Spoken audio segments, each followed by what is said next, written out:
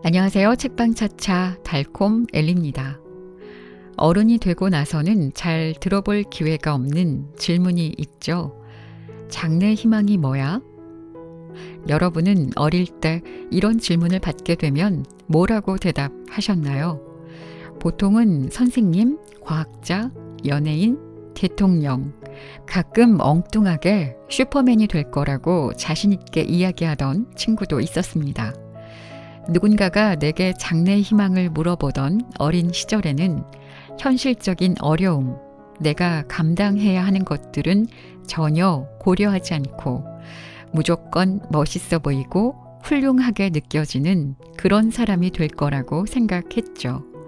당연히 내가 원하면 될 수 있고 난 그 멋져 보이는 것들 중에 하나만 고르면 된다고 생각했습니다. 그런데 어른이 돼 보니 참 세상이라는 게 쉽지 않더라고요. 내가 바라기만 하면 이루어질 것 같던 어린 시절의 꿈은 개뿔 하나도 이루어지기는커녕 생각지도 못한 곳에서 생각지도 못한 모습으로 매일매일을 헤매고 있는 나 자신을 발견하게 되죠. 살면서 우리는 몇 번의 좌절을 경험하게 될까요? 실패하고 다시 도전하고 실패하고 또 도전하면서 점점 지치게 되고 실패에 대한 두려움으로 새로운 도전은 꿈도 꾸지 않게 되고 맙니다. 우리가 살아가면서 누구나가 겪게 되는 어려움들은 대부분이 비슷하지 않을까 생각되는데요. 사람과 사람 간의 관계에 대한 어려움, 자기 자신으로부터 오는 자존감에 대한 어려움, 사랑에 대한 어려움, 나만 힘든 건가 싶은 인생이라는 것에 대한 어려움들을 우리 모두가 피해갈 수 없는 어려움들 아닐까요? 이런 이야기를 다루고 있는 책이 한 권 있습니다. 오늘은 이만 좀 쉴게요 라는 제목의 에세이인데요. 앞서 이야기한 4가지 주제로 챕터를 구성하고 있는 책입니다. 관계에 대해서, 자존감에 대해서, 사랑, 그리고 인생에 대한 이야기로 말이죠.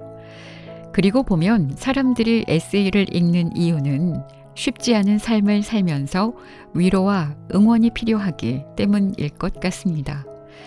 사실 누군가로부터 위로와 응원을 받을 때 가끔은 자존심이 상하기도 하고 또 약간의 그 뉘앙스 때문에 언짢게 느껴질 때도 있죠. 하지만 책으로 받는 위로와 응원은 그럴 염려가 없는 것 같습니다. 공감하고 좋은 느낌을 받은 부분은 기억해 두면 되고 나와는 다른 견해를 만나게 되면 그냥 혼잣말로 난 아닌 것 같은데? 라고 말해버리면 그만이니까요. 오늘은 이만 좀 쉴게요는 2018년 처음 출간되어 많은 이들로부터 사랑을 받은 에세이입니다. 이미 읽어보신 분들도 많겠지만 제목은 들어봤는데 아직 읽어보진 않았어요 하시는 분들도 계시겠죠. 이 책이 얼마 전에 스페셜 에디션으로 나온 기념으로 오늘 여러분들께 소개하려고 합니다. 기존의 내용을 수정 보완하고 예쁘게 단장해서 나온 거라 이미 읽어보신 분들도 한 번 더 읽어보시면 어떨까 싶습니다. 자, 그럼 스튜디오 오드리에서 출판한 손힘찬 작가의 에세이 오늘은 이만 좀 쉴게요. 지금부터 시작해 볼까요?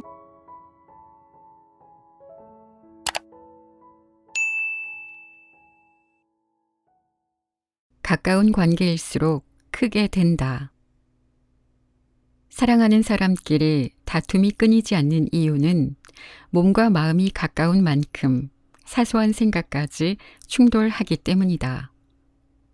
가장 친한 친구와도 작은 다툼으로 한순간에 틀어진다. 화해하여 관계를 회복하면 다행이지만 까딱하면 영영 돌이킬 수 없는 사이가 된다. 슬프지만 그것이 인간관계의 현실이다.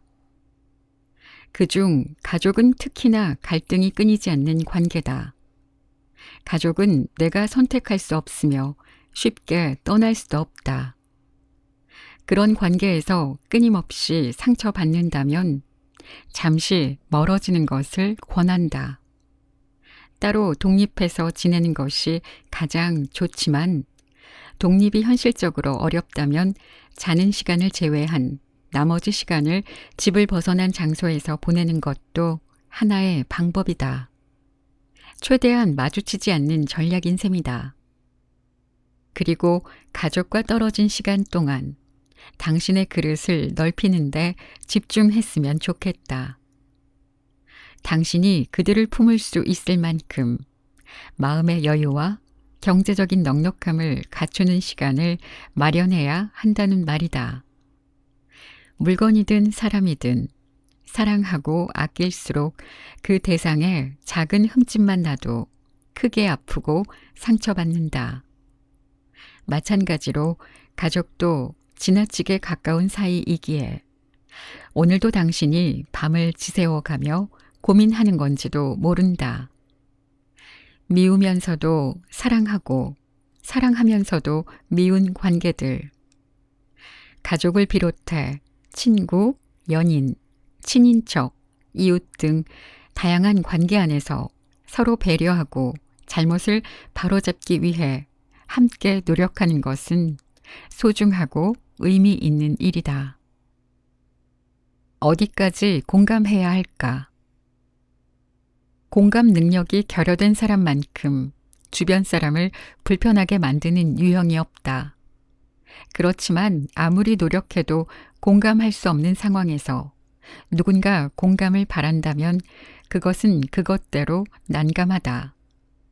나는 최대한 좋은 게 좋은 거라며 상대의 입장을 헤아리고 공감하려 애쓰지만 그런 내게도 아무리 생각해도 이해가 가지 않는 상황이 있다. 그럴 때는 솔직하게 그건 아닌 것 같다라고 말해야 할지, 혹은 일단 이해한다고 말한 뒤 내 생각을 전해야 할지 고민이 된다. 특히 고민 상담을 하다 보면 조언을 얻으려 하기보다는 그저 내 이야기 좀 들어주세요 라는 의도를 풍기는 사람이 꽤 많다. 결국 자신의 생각에 전적으로 동의해 달라는 뜻이다. 이미 자신이 절대적으로 옳다고 믿는 일에 반박하면 그는 어떤 반응을 보일까?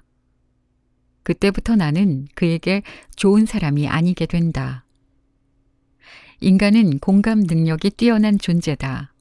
그리고 살아가면서 반드시 공감해 주어야 하는 순간은 분명히 있다. 이 외에도 눈치를 봐야 하는 상황은 많지만 어쨌거나 공감은 결코 의무가 아니라는 사실을 유념했으면 한다.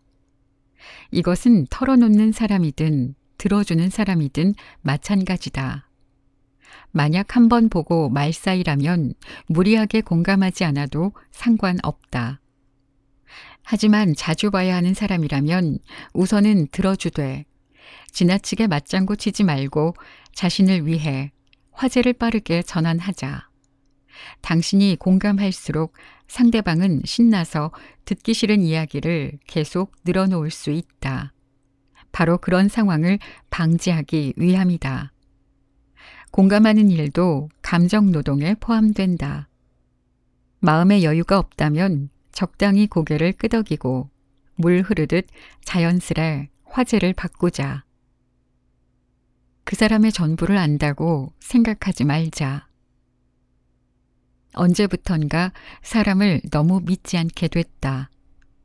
딱 절반. 거기서 한 발짝 내디딘 만큼만 믿고 적당히 거리 두며 상처받을 준비를 한다. 그러나 이렇게 비장한 각오를 다져야만 나의 중심을 잡을 수 있는 인간관계라면 한 번쯤 되돌아볼 필요가 있다. 그가 정말 당신을 편안하게 해주는 벗인가? 긴장을 내려놓지 못하는 관계가 당신의 정신 건강에 이롭다고 말하기는 어렵다. 그 사람이 문제라는 말이 아니다. 다만 그가 정말 좋은 사람이라고 하더라도 우리는 관계에서 일어나는 모든 갈등을 통제할 수 없다. 경계해야 하는 상대에게는 긴장을 늦추지 말고 필요함을 느낄 때는 있는 그대로의 모습을 보여주어도 괜찮은 사람 곁에 머물자. 함께 있을 때 걱정과 근심이 덜어지는 사람과 잠시 시간을 나누는 것만으로도 마음이 한결 가벼워질 것이다. 인간은 혼자서 모든 짐을 안고 극복할 수 있을 만큼 강하지 않다. 그런 사람이 있다고 해도 드물다. 나도 마찬가지다. 누군가와 이제 막 가까워지고 있다면 상대가 보여주는 모습을 믿되 그것이 전부라고 생각하지는 말자. 당장 눈앞에 벌어지는 셀 수 없이 많은 상황에서 어떤 행동을 취할지 모르는 게 사람이니까. 적당히 거리를 두고 알아가는 시간을 충분히 가져보자. 평생을 함께하는 부모와 자식도 서로에 대해 모르는 경우가 허다한데 진심을 나누지 않은 관계는 오죽하겠는가. 그럴 수도 있지 라고 받아들일 것. 그럴 수도 있지. 내가 자주 하는 말이다. 이 말은 비판이 필요한 순간도 그냥 넘어가게 만드는 핑곗거리가 될 수도 있지만 만약 당신이 타인에게 둔감해지고 싶다면 분명 도움이 될 것이다. 우리가 살아가는 사회에서는 하루에도 몇십 건의 사건이 발생한다. 그 중에서 나와 관련 있는 일은 얼마 되지 않는다. 모든 사건의 원인을 따지고 들다 보면 금방 지친다. 날이 선 상태가 지속될수록 정신적인 피로감이 쌓여 일상생활에도 좋지 않은 영향을 미친다. 때로는 신경을 끄고 내려놓는 것이 마음의 평화를 되찾는 길이다. 머리를 쉬게 하는 법은 아무것도 하지 않거나 무언가에 몰입하는 것이지만 항상 가능하진 않다. 머릿속에 떠돌아다니는 고민들을 의식적으로 멈출 수 있어야 한다. 그 방법은 간단하다. 무언가를 이해할 수 있는 범위를 넓히면 된다. 가령 다음과 같은 생각을 가지는 것이다. 뜻밖의 아주 야비하고 어이없는 일을 당하더라도 그것 때문에 괴로워하거나 짜증내지 마라. 그냥 지식이 하나 늘었다고 생각하라. 인간의 성격을 공부해 가던 중에 고려해야 할 요소 하나가 새로 나타난 것뿐이다. 우연히 아주 특이한 광물 표본을 손에 넣은 광물학자와 같은 태도를 취하라. 아르투어 쇼펜하우어. 이 말은 사람을 대하면서 사람과 관계를 맺으면서 당신이 미처 몰랐던 사실을 새롭게 알게 되었다고 여기라는 뜻이다. 물론 한 번으로 끝나지 않는다. 앞으로도 당신은 사람에 대해 새로운 무언가를 알아갈 것이다. 친하든 친하지 않든 당신이 그 사람을 모른다는 사실에는 변함이 없다. 흔히 부모가 되고 나서야 그 무게를 깨닫는다고 하지만 막상 부모가 되어도 내 부모를 완전히 이해할 수 없지 않은가. 사람의 내면은 이처럼 복잡해 알고자 하면 끝이 없다. 괜찮다는 말의 숨은 속내. 나는 노래를 들을 때 멜로디나 음색을 감상하는 것도 좋아하지만 가사를 특별히 눈여겨보는 편이다. 특히 가수 이하이의 한숨이라는 노래의 가사가 인상 깊었다. 나의 마음에 와닿은 한숨의 가사 일부를 소개한다. 누군가의 한숨, 그 무거운 숨을 내가 어떻게 헤아릴 수가 있을까요? 당신의 한숨, 그 깊이를 이해할 순 없겠지만 괜찮아요. 내가 안아줄게요. 이 노래의 뮤직비디오에 등장하는 이들은 모두 우리 주변에서 볼 법한 평범한 사람들이다. 그들은 모두 누군가의 귀한 자식이거나 혹은 가장일 것이다.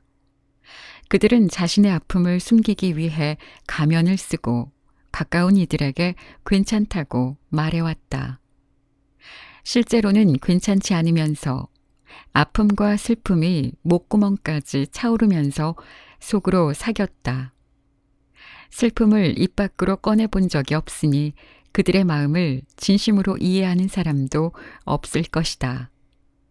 그들은 괜찮아 라는 말이 습관이 되어 버렸기 때문에 혼자 있을 때나마 한숨을 내쉬며 괜찮지 않음을 표현하는 것일지도 모른다. 그렇지만 이미 그들의 속마음은 까맣게 타들어간 지 오래다. 나는 힘내 라는 말과 괜찮아 라는 말을 잘 쓰지 않는다. 상대가 먼저 말해줄 때까지 기다리고 말을 꺼내면 들어주고 말하지 않으면 묻고 싶어도 참는다. 상대는 엉망이 된 자신의 마음속 현장을 남에게 보여주기 싫어서 말하지 않는 것인지도 모른다.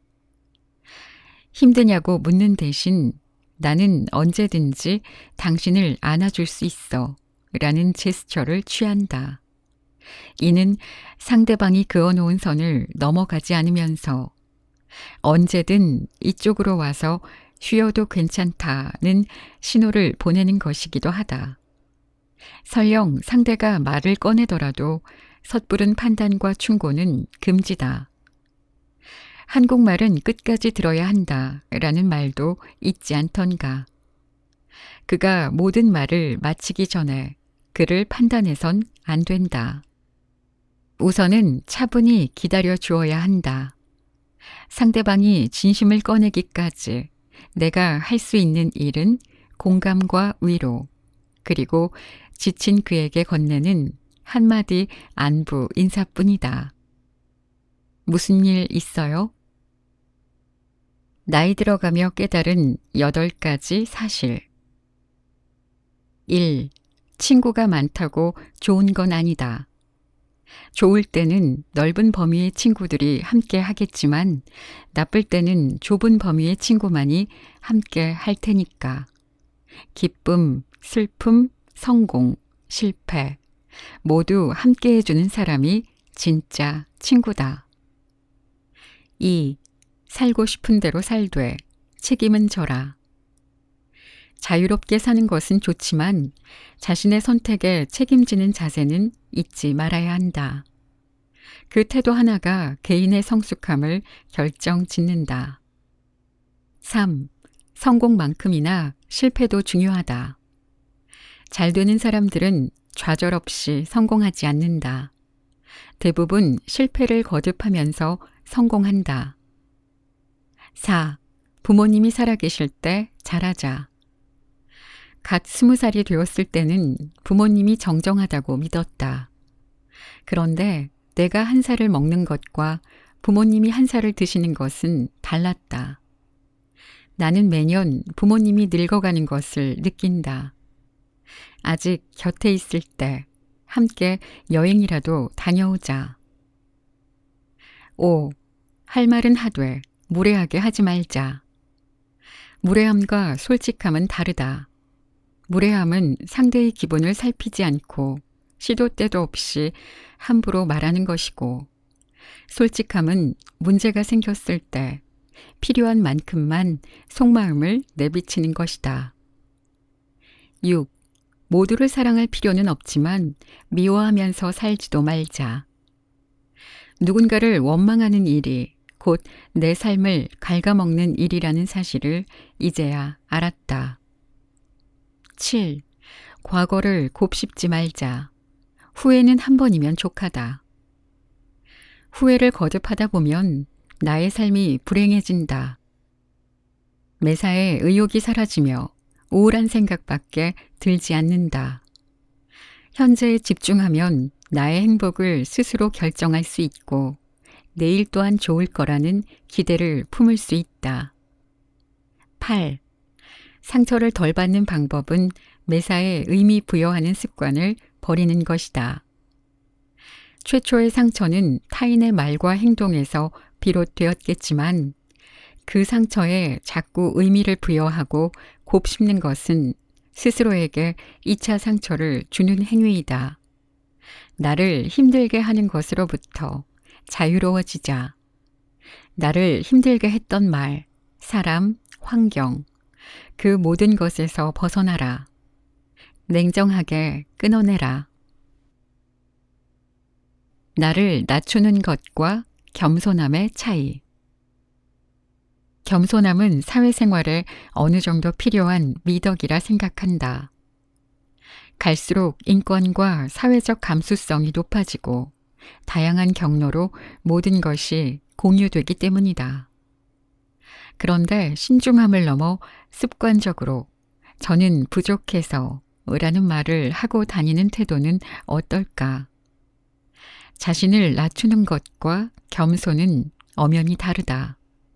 겸손이란 자신을 과장되게 포장하지 않고 끊임없이 객관적으로 되돌아보는 태도를 말한다.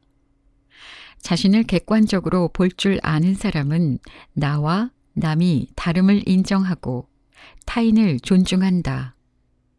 반면 자신을 낮추는 것은 스스로의 가치를 깎아내리는 태도를 의미한다. 당신이 나서지 않아도 타인은 당신을 멋대로 평가하고 흠을 잡을 것이다. 그런데도 당신은 미리 자신의 값어치를 깎아내리고 있다. 말 한마디의 영향력을 알면서 왜 스스로를 낮추는데 시간을 쓰는가? 습관적으로 자신의 부족함을 언급하는 사람이라면 철학자 랄프 월도 에머슨의 말을 기억해 두자. 사람은 누구나 자신이 하는 말을 바탕으로 남에게 판단된다. 원하든 원치 않든 말 한마디 한마디로 남 앞에 자신의 초상화를 그려놓는 셈이다. 사람은 쉽게 변하지 않는다. 하지만 말하는 습관 하나만 고쳐도 현재와 전혀 다른 방향으로 나아갈 수 있다. 인생을 멀리 내다보고 스스로에게 긍정적인 말을 하는 습관을 지녔으면 한다. 넘어져도 괜찮다. 결국에는 잘 될 테니까. 정신없이 뛰다 보면 누구나 넘어지기 마련이다. 그러니 지나친 근심은 접어두기 바란다. 한 번 넘어진다고 인생의 승부가 결정되진 않는다. 인생은 100m 달리기가 아니라 장거리를 달리는 마라톤과 같아서 조금 뒤처진다고 끝이라 판단하긴 이르다. 실패를 마치 예상한 것처럼 받아들이면 원치 않는 결과가 나와도 조금은 담담해질 수 있다. 실패해도 된다. 그 실패가 있기에 성공의 값어치가 비약적으로 상승할 것이다. 만약 당장 일어설 수 없을 것 같다면 넘어진 자리에서 슬픔의 눈물을 모두 쏟아내도 된다. 지나간 일에 대해 아무렇지 않은 투로 얘기하는 사람을 보면 안타깝다. 그 당시에 자신한테는 결코 가벼운 일이 아니었을 텐데.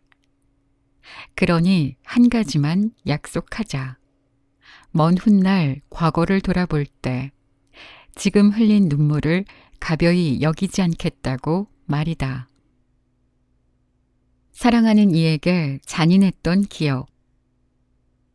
연인들은 서로가 없으면 죽을 것처럼 사랑하다가도 막상 갈등에 직면하면 돌이킬 수 없는 돌발 행동을 하곤 한다. 때로는 폭력이라는 형태로 감정을 분출하기도 하고 말로 상대에게 평생 지워지지 않을 상처를 남기기도 한다.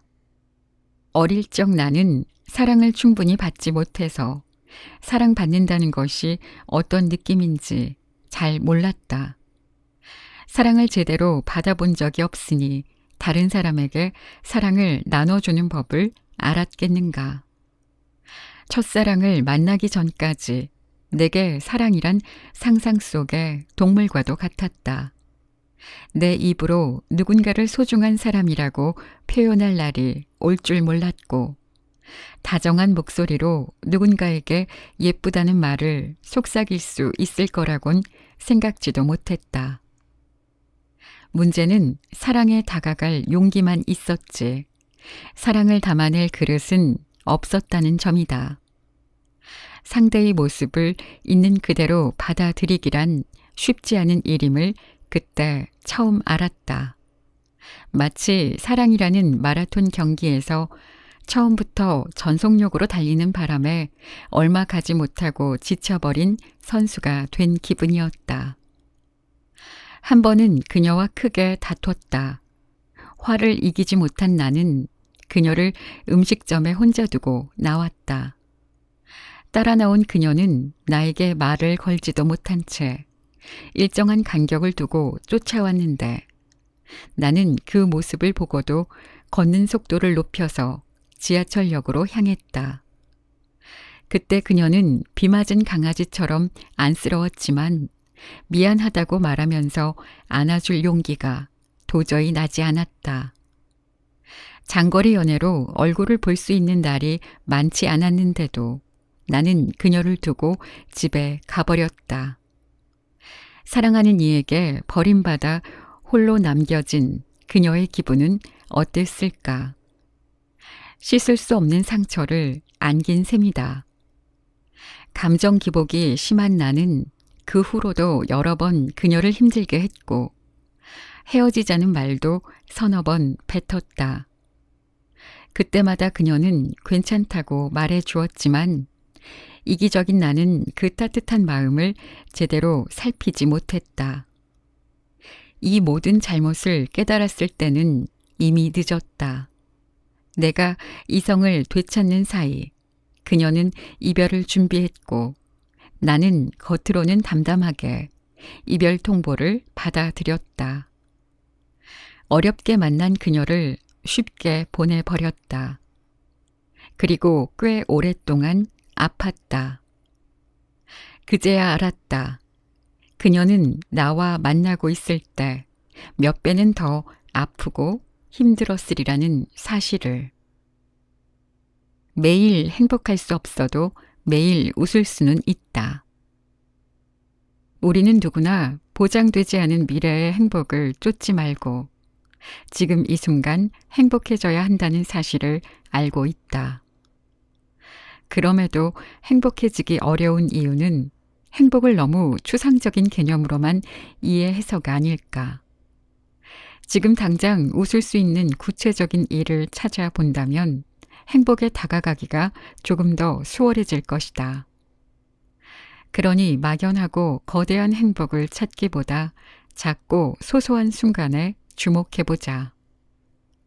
좋아하는 사람을 만나는 일, 맛있는 음식을 먹는 일, 재밌는 책이나 영화를 보는 일 등 일상에는 미처 깨닫지 못한 사소하지만 소중한 순간들이 많다.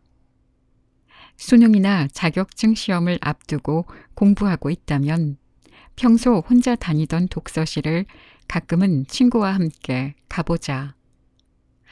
오가는 길에 잠깐 떠는 수다가 스트레스를 다소 줄여줄 것이다.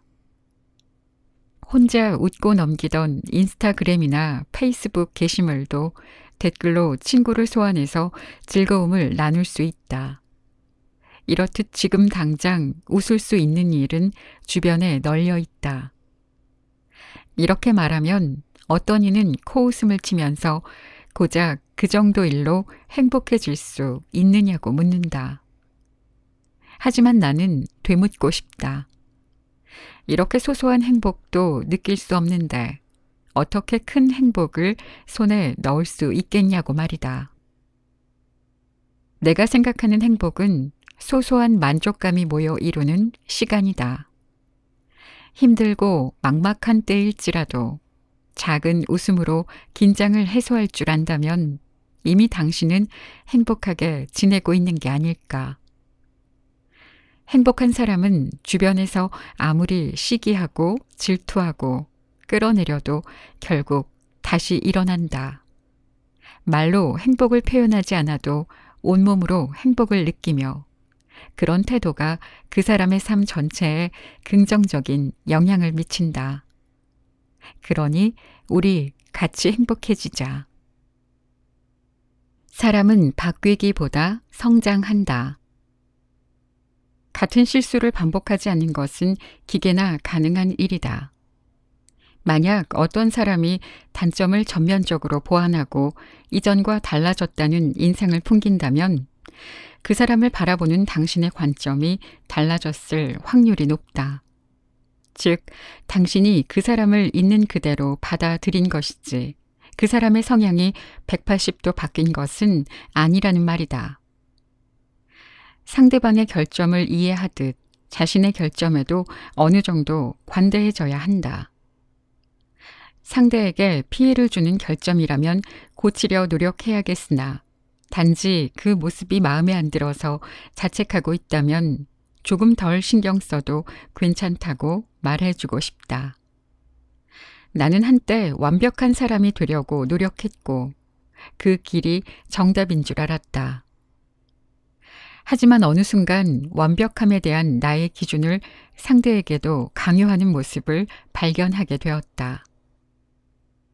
그때 아차, 뭔가 잘못됐구나 싶었다.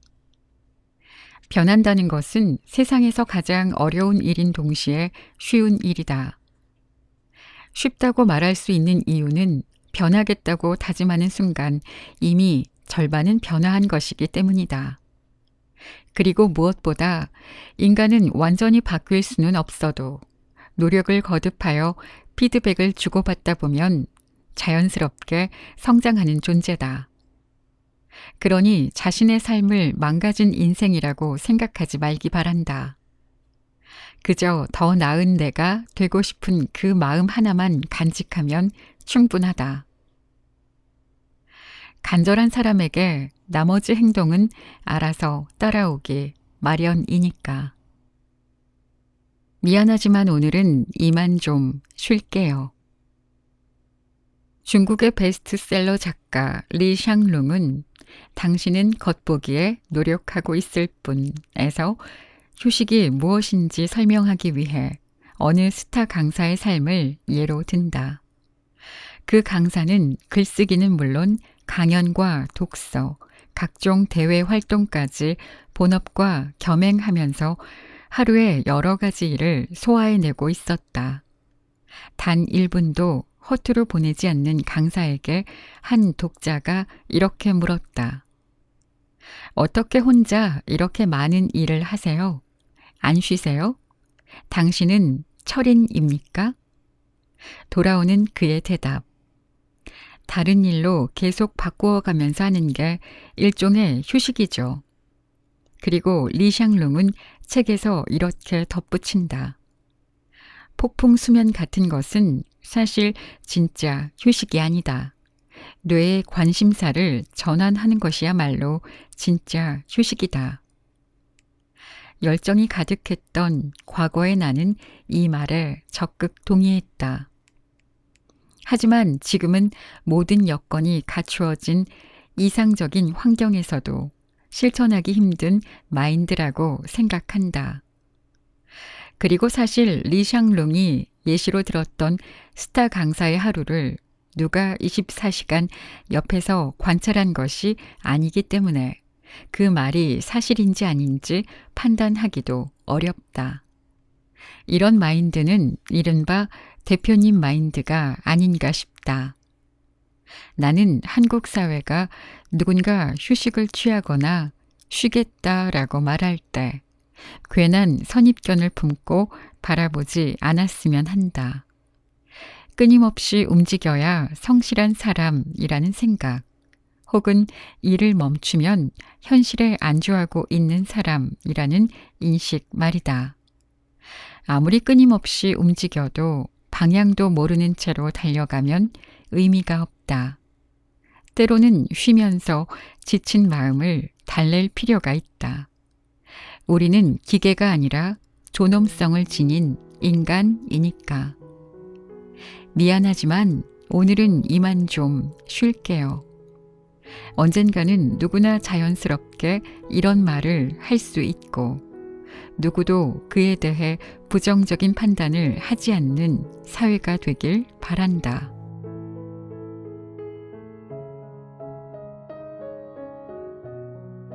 오늘 소개해드린 내용들 외에도 오늘은 이만 좀 쉴게요에는 기억해 두고 싶은 내용들이 참 많습니다.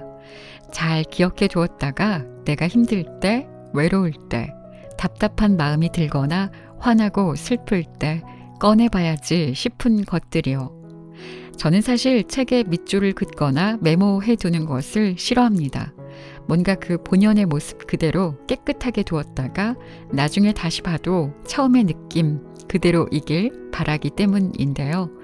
대신에 마음에 드는 구절이 있는 부분에는 포스트잇으로 책갈피를 해두거나 포스트잇에 내 생각을 메모해 두기도 합니다. 책 전체를 다 읽어드린 건 아니지만 작게나마 여러분들께 위로와 응원이 되길 바라는 마음으로 이 책을 소개했는데 어떻게 도움이 좀 되셨나 모르겠습니다. 본문 내용 중에 이런 구절이 있었죠. 지금 당장 웃을 수 있는 일은 주변에 널려 있다. 이렇게 말하면 어떤 이는 코웃음을 치면서 고작 그 정도로 행복해질 수 있느냐고 묻는다. 하지만 나는 되묻고 싶다. 이렇게 소소한 행복도 느낄 수 없는데 어떻게 큰 행복을 손에 넣을 수 있겠냐고 말이다. 내가 생각하는 행복은 소소한 만족감이 모여 이루는 시간이다. 힘들고 막막할 때일지라도 작은 웃음으로 긴장을 해소할 줄 안다면 이미 당신은 행복하게 지내고 있는 게 아닐까.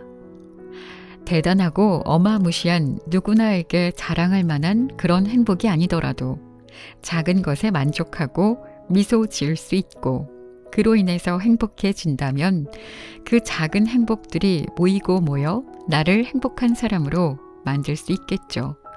오늘 하루 여러분을 행복하게 한 작은 일 하나를 떠올려 보시기 바랍니다. 그렇게 매일매일 작고 소소한 행복들을 모아서 즐거워하며 지친 내 마음을 따뜻하게 만들고 내 스스로를 위로해야겠습니다. 오늘 제가 들려드린 오늘은 이만 좀 쉴게요가 여러분들에게 작은 위로와 응원이 되었기를 바라면서 저는 이만 좀 쉬러 갈게요. 지금까지 책방 차차 달콤 엘리였습니다. 감사합니다.